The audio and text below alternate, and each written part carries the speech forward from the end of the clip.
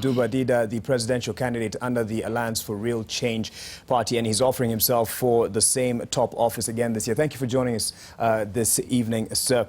And first of all, just to get it out of the way, the IEBC, as you've said, is not treating the independent presidential candidates fairly. How else would you have them treat you? Do you see their new requirements and rules, at least as they've said is in law, is a way to block out some of the candidates? Well, it is the rules are not new.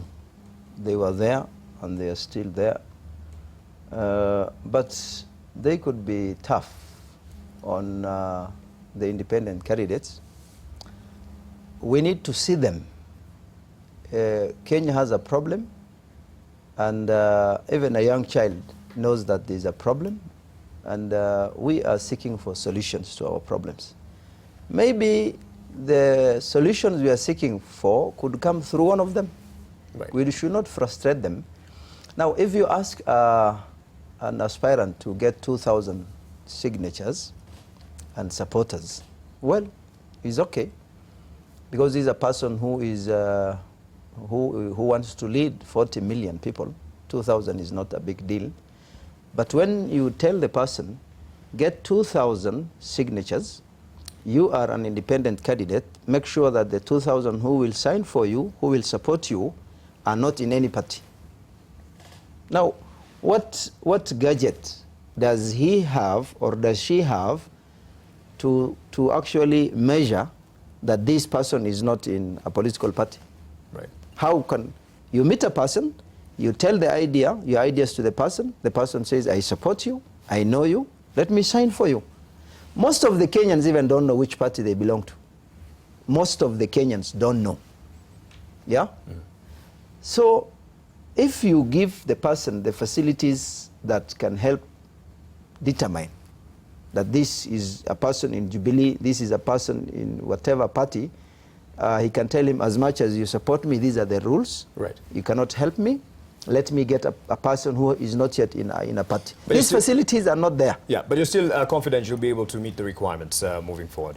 No. With the requirements, we have no problem. And I also believe they don't have a problem. But it is actually giving them, actually, you don't give them the facilities and you expect much from them. Okay. You've mentioned that Kenyans have a problem, even the children know that we have a problem, and one of the things that have been characterized, at least a characteristic of Kenya's politics, is voting using tribal blocks. Do you think Kenyans are ready to embrace real change, perhaps the alliance of real change, to vote in a different manner? Two things. God, who owns everything, has given us the mandate to manage the system on his behalf. If we cannot respect that, God is quiet and God is patient. Chinua Achebe has written many novels and many books.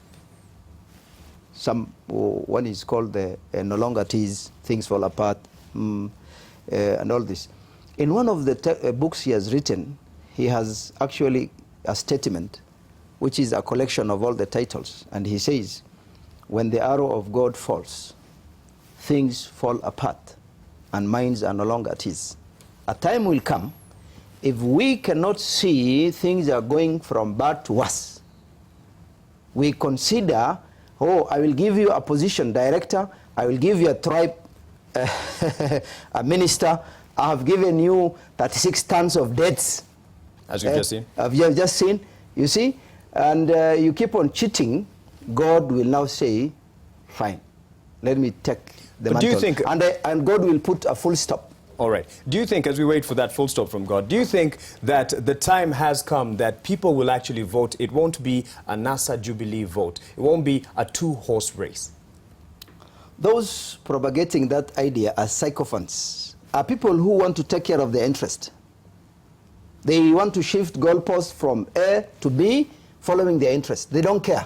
Okay. If today, by God's decree, it moves from the NASA and the Jubilee and it comes towards me or any other candidate, they will come.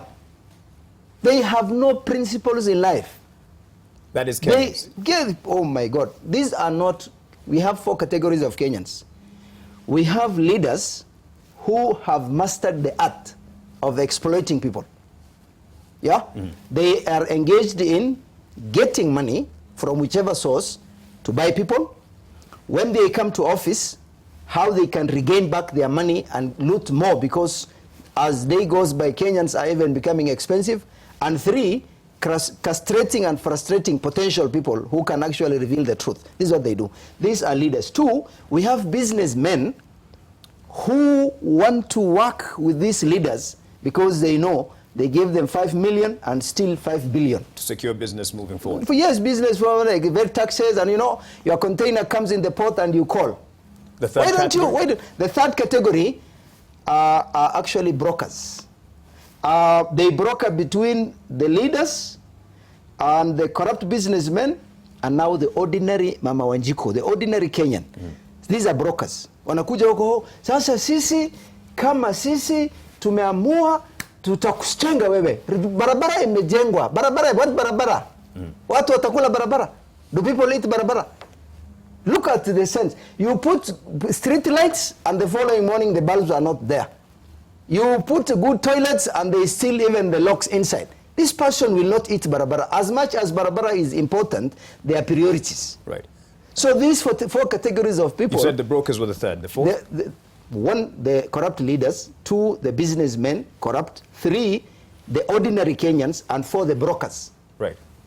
A 60-year-old mzee is going to the businessman. The businessman will say, okay, take this transport, go and tell the community, we are going this way.